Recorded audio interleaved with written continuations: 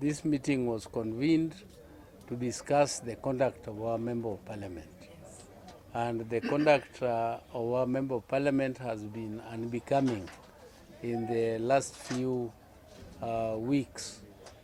First, he made a statement which was clearly attacking the party and party policies, and stating that he would that he thinks the line the party is taking is illegal, and they are ways of democracy.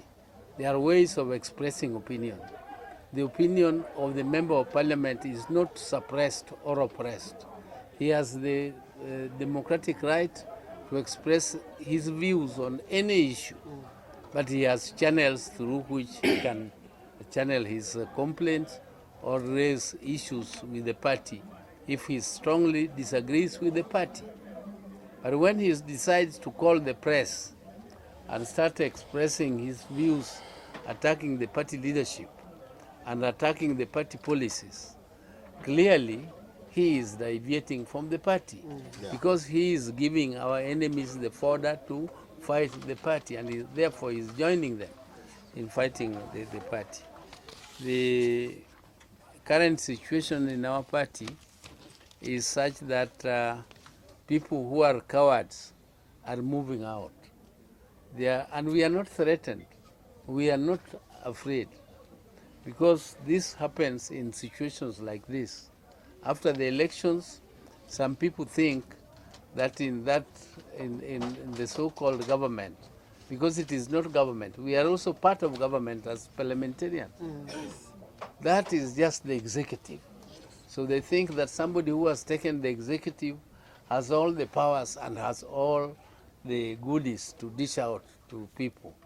But once you are elected as a Member of Parliament, I can tell you absolutely there is nothing which the executive is going to give you, apart from handouts. And these people say that they went to Statehouse to look for development or to follow up the pledges which the President made when he visited Nyanza. It is true the President visited Nyanza just hardly 3 weeks ago. I don't know what kind of implementation could have taken place within the 3 weeks for these MPs to go and follow up. What are you going to follow up when it is hardly 3 weeks? And secondly, there is nothing in the State House in terms of development. Development is in the budget, and the budget making process is with us, members of Parliament. It is with our Member of Parliament. If the President made some pledges, it is his responsibility to follow up with Parliament to make sure that the ministries bring them in the budget and they pass them. And if they are not there in the budget, that is what he should be questioning and following up with the relevant ministries which do the implementation. The President himself is just the head of the executive, just like a speaker is the head of the of Parliament. So I wonder what somebody says that after 3 weeks the President has not implemented, so he has gone to Parliament, to the State House to follow up. There is nothing to follow up.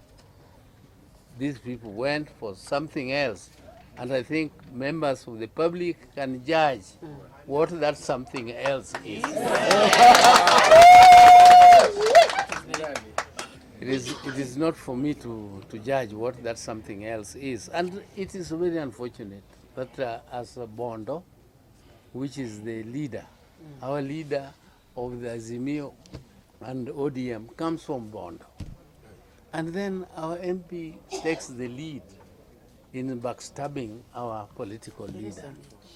I think that is a shame on our members of Parliament. And it was right that we call this meeting of leaders of our party so that they can also deliberate on this matter. And that is what they have done. They have deliberated on this issue elaborately and passed resolutions. and the resolutions have been read to you.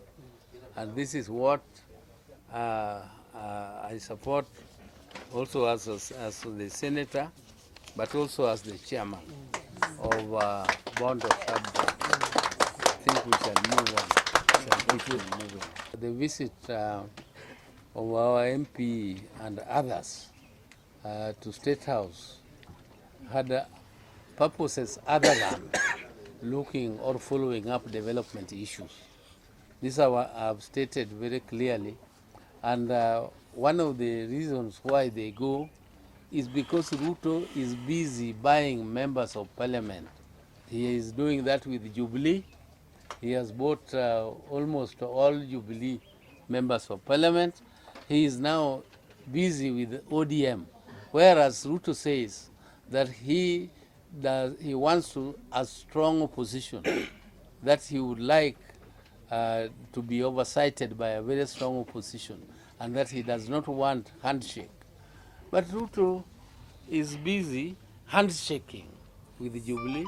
He is busy handshaking with the ODM leaders. And yet he says he does not want handshake. Does this handshake of RUTO only mean Raila? Sure. Does he mean that only if he shakes hands with Raila, then that's what he calls handshake? When he is taking members of parliament, elected leaders from these parties, and he is shaking hands with them and taking them to Oda or to Kinyakwanza or Kinyakwesha, whatever. So this is a way of consolidating power in the hands of an individual and making sure that he creates a dictatorship, the type of Museveni's in Uganda, so that Kenya, he can be a life president like Museveni, and Kenya becomes a one-party state, more or less like the Uganda style, where opposition is only there in name, but in practice they have been subdued and they are not allowed to express themselves freely as they should in a democratic system. So this is something which I think the president intends to do, and our MP has fallen prey and victim to those antics of RUTO. Secondly, I would like to condemn the violence which was created here by some individuals, some youth who are being misused. But I want to say, in conclusion, that in our constituency, Bondo, we abhor violence. We have never had violence here. Since I became a member of parliament in 1994, we always resolve our issues peacefully. And anybody who is bringing violence to Bondo is actually bringing shame. Because if they had different opinion, our meetings, even though they are for specific leadership of the party, is open even to members of the public or members of the party who have some strong views which they want to express. And they would have just come in here and told us that they had different views. But I understand these are just thugs who are hired from Kisumu to come and disrupt our meetings. And the youths should not be misused in this